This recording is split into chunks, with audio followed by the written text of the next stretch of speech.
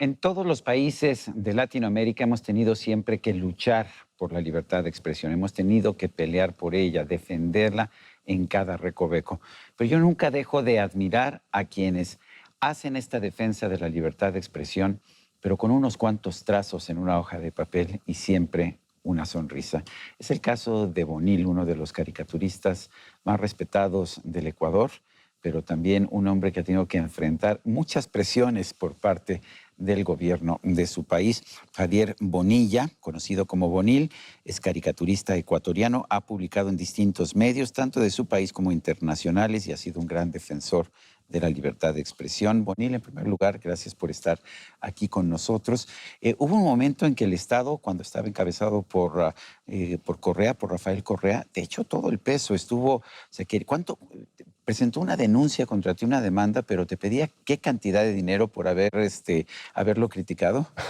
Bueno, primero, muchísimas gracias, Sergio, por generar este espacio de conversación para hablar de esto, que en realidad es tan importante, la libertad, que independientemente de las fechas de los gobernantes, siempre está en riesgo, ¿no? Que es la libertad de expresión. Y en mi caso me tocó vivir durante esa década un periodo de mucha restricción para los periodistas, para los ciudadanos, para los políticos contrincantes de él. Y claro, pidió, bueno, en una de tantos encontronazos que tuve con él, ¿no? En que me acusaba de mentiroso, etcétera, Ujú. obligó al periódico a que le cobró una multa de $95,000, Sergio. Ujú. ¿Cuál Y a es el mí periódico? el diario El Universo, Ujú. que es el mayor diario nacional. ¿Y a ti en lo particular cuánto? No, el periódico es quien tenía Quien que tenía que hacerse pagar cargo. $90,000. Pero eso es suficiente como para que te digan, ¿sabes qué? No vuelvas a publicar aquí tus cartones, ¿no? Exacto, es una presión. A mí me obligaron a que rectificara la caricatura. Mm. Entonces, ¿cómo rectifica uno? ¿Cuál era la caricatura? Platícanos un poco de esta caricatura que tanto ofendió, ¿o eran varias? No, en realidad eran varias. Yo tuve varios encontronazos, digamos así, con el presidente Correa y el gobierno. Pero esta fue la emblemática porque fue la primera con la que me sancionaron y la primera en la que usaron la ley de comunicación que crearon. Ujú. Porque el gobierno de Correa creó una institucionalidad. Que es una ley de comunicación muy perversa, ¿no? Cuéntanos un poco de esa ley. Bueno, esa ley se amparó en una consulta popular que con engaños a la población preguntó, ¿está usted de acuerdo en que se controlen los contenidos violentos de los medios de comunicación? Entonces mucha gente dice, claro, porque hay demasiada violencia. Y ese fue el caballo de Troya. Dijeron, muy bien, pero para esto tenemos que crear una superintendencia, una burocracia y una ley. Entonces, pero ya se olvidaron de los contenidos violentos de las series, sino que el propósito era controlar la prensa, controlar el periodismo. Y entonces esa ley es la que aplicaron para sancionarme a mí. Y fui, si no el primero, uno de los primerísimos ¿Cuál sancionados. fue la caricatura que se usó como pretexto? Y te acuerdas de la caricatura, me imagino, ¿no? Claro, cómo no. Era cerca de Navidad y habían allanado la casa de un activista, de un asesor parlamentario en aquel entonces, periodista también, porque he hecho mucha investigación, y se llevaron todos los equipos de comunicación, computadoras, celulares, donde estaban la información de la corrupción del gobierno de Rafael Correa. Entonces, esto fue al día siguiente de Navidad, me parece, Ujú. ¿no? Fernando Villavicencio con su niño pequeño, entraron, se llevaron, sin cadena de custodia, etcétera. A mí se me ocurrió graficar aquella incursión con el lenguaje de la caricatura, Sergio, ¿no? Ujú, Con un poco ujú. de exageración, Así es la ¿no? caricatura. Exactamente es así. Y el presidente puso el grito en el cielo, dijo que era un mentiroso, que tenía que comprobar que se habían llevado los equipos, cuando el mismo afectado lo había dicho, y sugirió que se me debería sancionar. Automáticamente, los funcionarios de la superintendencia actuaron de oficio y generaron ese proceso administrativo, Ujú. porque además uno se pregunta, ¿qué es lo que yo administro? ¿Qué es lo que administra un caricaturista, no? El, ah, Rafael Correa ingresó a la presidencia del Ecuador con una imagen de un presidente joven, de un presidente progresista. Después empezó a reelegirse y se convirtió en una especie de pesadilla. Cuéntanos. En efecto, así surgió y debo decir, yo al comienzo también, la primera vez y única vez que voté por él fue al comienzo, porque todos queríamos un cambio respecto de un status quo que estaba podrido. Pero no tardé mucho en darme cuenta ese espíritu autoritario, antidemocrático. Para resumir, hay una perla maravillosa en que todos podemos encontrar en YouTube, en donde él dice que él es jefe del Estado y el Estado es la función judicial, la función de transparencia, la función Todos los organismos electoral. autónomos. Es que es increíble.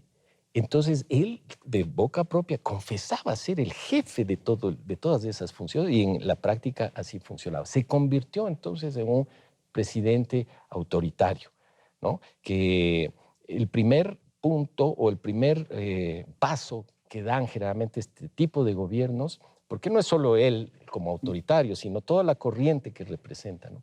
Es controlar a la prensa, es atacar a la prensa, es denostar a los periodistas, insultarlos, rebajarlos, Lo ¿no? que hacía Donald Trump también en el gobierno de Estados Unidos, ¿no? Exactamente lo mismo. No olvidemos que también él renegó de los resultados electorales, es decir, este afán reeleccionista de no aceptar el juego democrático. ¿Cuántas veces se reeligió Rafael Correa? Cambió la Constitución, ¿no? Para Claro, poderse reelegir. claro, cambió al primer año y entonces dijo que ese era su nuevo, entonces se eligió y dijo que ese era su primer periodo. Entonces, Para poderse reelegir una tercera vez. Exacto, para reelegirse, ¿no? Ahí se cumplieron 10 años y yo creo que más que por cansancio, Sergio, es porque no le daban las cifras. Por eso es que él no se reelige. Y además le tocaba un periodo feo, como decimos coloquialmente a Lenín Moreno, que fue su sucesor, le tocaba bailar con la más fea, ¿no? Con todas las consecuencias de las decisiones que había tomado Correa, ¿no es así? El derroche enorme, ¿no? ¿Por qué es importante la caricatura? Déjame que te haga esa pregunta. Yo vivo en un país, México, en que el género de la caricatura, la tradición de la crítica al gobierno por la caricatura, pues ha sido muy importante desde el siglo XIX, desde el régimen de Porfirio Díaz. ¿Por qué es importante? La caricatura, siempre he dicho yo, es como un potro salvaje que está entre los límites del arte y del periodismo, ¿no? Y entonces, en ese gran campo de libertad, corcovea y dice lo suyo. Es periodística en cuanto está pendiente de la actualidad noticiosa, de la coyuntura del país, ¿no? Y al mismo tiempo es un poco de ficción. Entonces, la caricatura, cuando lleva humor, por supuesto, lleva sátira, muchas veces se convierte en un vehículo de catarsis, ¿no? Es más o menos como la sátira especialmente se convierte en un triunfo imaginario sobre el abusivo, sobre el gobernante inescrupuloso, sobre el prepotente. Actúa de ese modo como una catarsis y ante el humor, ante la risotada del público frente a un personaje, no hay defensa. ¿Ves? ¿Cómo empezaste tú a ser caricaturista? ¿Qué fue lo que te llamó la atención? Y te acuerdas tú de tus primeras caricaturas, me imagino, ¿no? Claro. Yo me acuerdo de mis primeros artículos muy bien. Bueno, lo usual. Pero fíjate, ya que mencionas de la caricatura, uno de mis primeros íconos fue Rius, precisamente. Claro, Yo sí. recuerdo... Yo también, bueno, yo leía todo lo que hacía Rius, me encantaba. Sí, y él tuvo un proceso interesante porque después tuvo una mirada distinta, por ejemplo, respecto a la Revolución Cubana, ¿no? Es decir, ya lejos de ese fanatismo, con una mirada más crítica, igualmente desde el humor, porque el humor no deja de ser un vehículo de crítica, ¿no? Entonces, bueno, el colegio, lo típico, los profesores, pero más era siempre los temas sociales lo que me atraía. Y busqué encauzarme en un medio de comunicación y desde ahí he seguido. Ahora cualquier muchacho con esa afición abre un blog, pone en Instagram sus dibujos. Ha cambiado, el mundo ahora es distinto. La posibilidad de alzar la mano para decir, hey, esto opino, esto pienso, ha cambiado, es más caótica tal vez ahora, ¿no? Pero eso significa también, a lo mejor, cualquier joven puede colocar en Instagram o en Twitter o en Facebook sus caricaturas, pero al mismo tiempo es más difícil llamar la atención porque hay tantos, ¿no es así? Sin duda, claro. Y acordémonos lo que decía Humberto Eco, no textualmente, pero decía que Internet es, diríamos, las redes sociales del espacio para que muchos idiotas, creo que usó esa palabra, digan cualquier cosa, ¿no? Sí. O sea, hay de las dos cosas. Lograr esa notoriedad o lograr ser escuchado, y mantenerse ciertamente, que es muy difícil, ¿no? ¿Por qué un periódico como el New York Times, que en un pasado llevó caricaturas, ya no los tiene? ¿Por qué ha habido también un movimiento que se retira de las caricaturas? Uno pensaría que, no sé, el Wall Street Journal, el New York Times tendrían caricaturas. Vemos que The Economist tiene una sola caricatura, nada más, una vez a la semana y punto, y siempre con el mismo autor. Que Sí. también hay como una especie de cierre, ¿no? Sin duda, ese episodio que mencionas del fin de la caricatura en el New York Times fue como hace unos 2 años más o Así es. menos. Conozco personalmente al dibujante que hizo el motivo de esa decisión con una interpretación errada de parte de los dueños del periódico. ¿Nos puedes platicar cómo? Porque yo nunca acabé de entender. Seguramente tú lo seguiste mejor Bueno, que yo. Antonio Antunes, que es además el organizador de un gran evento de caricatura, el World Press Cartoon, Ujú. ¿no? Él hizo un dibujo donde se le veía a Ariel Sharon, me parece, con figura de un perro guía que estaba guiándolo a Trump, ¿no? Ujú. Entonces, l- fue muy mal interpretado como un dibujo antisionista. Hay mucha Ujú. sensibilidad, tú lo sabes en ese Ujú. aspecto. Sobre todo en el New York Times, porque la familia Dueña es una familia judía. Claro, pero Ujú. no fueron Aunque es ellos. una familia judía de izquierda, y uno pensaría que, Sí, porque han publicado muchas críticas al Estado de Israel. claro, pero el filón interesante, Sergio, es que no son ellos directamente, sino que actuaron a partir de esa presión de Ujú. las redes sociales, de lo políticamente correcto, de la interpretación antojadiza y loca que hace un grupo de esta cultura de la cancelación y se acabó. Entonces estamos abocados a un nuevo tipo de censura quizás más peligrosa. La cultura de la cancelación, la woke Exacto. culture que se le llama. Sí debemos preocuparnos porque están ejerciendo censura. Sin duda, y es una inquisición, ¿no? Porque es más fácil, digamos, luchar contra un censor que puede ser un presidente, un funcionario, un gobernante. Como tú hiciste con Rafael Correa. Exactamente, armé mis lápices y me fui a la superintendencia, pero luchar o contrarrestar la censura que se esparce en las redes sociales es mucho más complicado y más peligroso todavía. Es un riesgo que vamos a tener que seguir afrontando. ¿Te preocupa el futuro de la libertad de expresión por esta cultura de la cancelación? Bueno, alguien decía que si ya menciona uno la palabra futuro ya es optimista, ¿no? Así es. También decían, se lo atribuyen a mucha gente, entre otros Yogi Berra, que nunca hagas predicciones, especialmente sobre el futuro. Pero en fin, ¿qué piensas tú que viene? Eh, Quizás a través de esta experiencia personal puedo responder.